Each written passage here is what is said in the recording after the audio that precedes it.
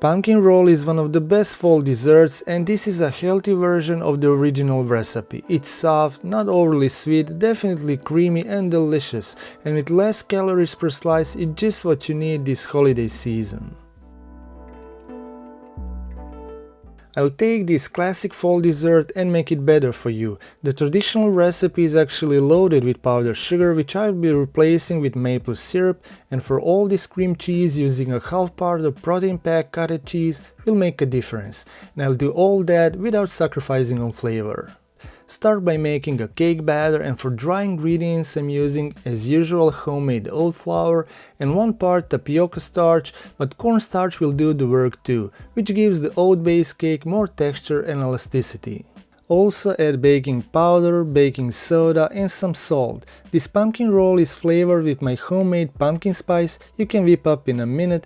List of spices you'll need are in the description below. Now onto the wet ingredients. Most regular recipes call for 3 eggs, but instead of 3 eggs I'm using 1 whole egg, 1 egg white and 1/4 cup applesauce. To sweeten it up, I suggest using some of the less processed sweeteners such as maple syrup, honey or agave, drop of vanilla extract for flavor and mix it well together to whip up some air into the mixture. Next goes the pumpkin. Here I couldn't find any canned brand, so I bought a pumpkin, roasted it and made my own puree. It's thick and dense just like the canned one. Either way, use 100% pure pumpkin, not pumpkin pie filling. By the way, did you know that pumpkin is a superfood? It's full of vitamins and good fibers and it's high in antioxidants.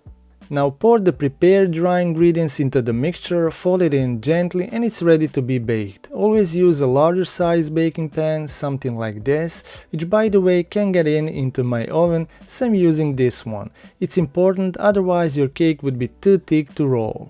Spread the batter over the parchment paper and do that evenly until it covers the bottom of the pan. Here I'm using offset spatula to get a nice smooth finish on the top.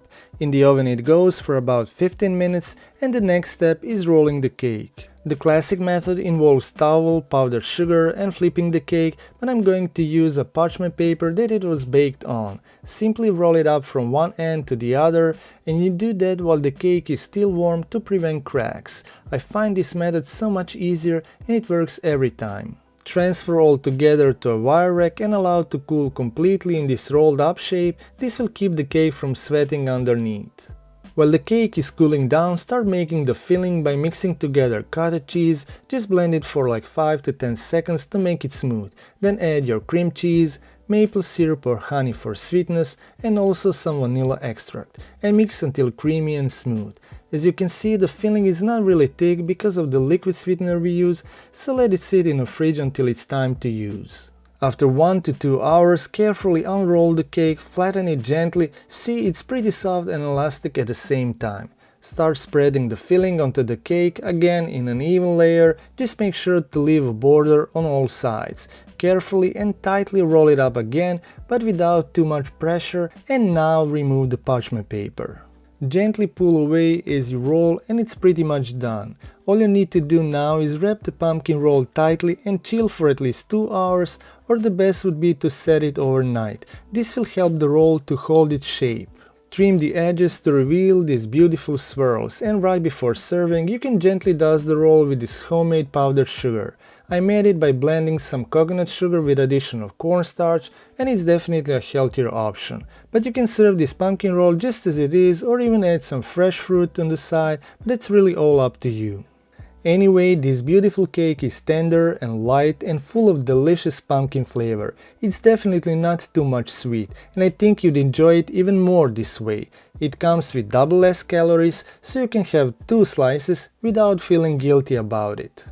Fall desserts are all about spices, pumpkins and apples, so you should definitely make this apple crisp. It's a healthier version made with oats and lots of apple flavor. Check out that recipe now. Thank you so much for watching, see you in another video. Stay healthy, stay happy!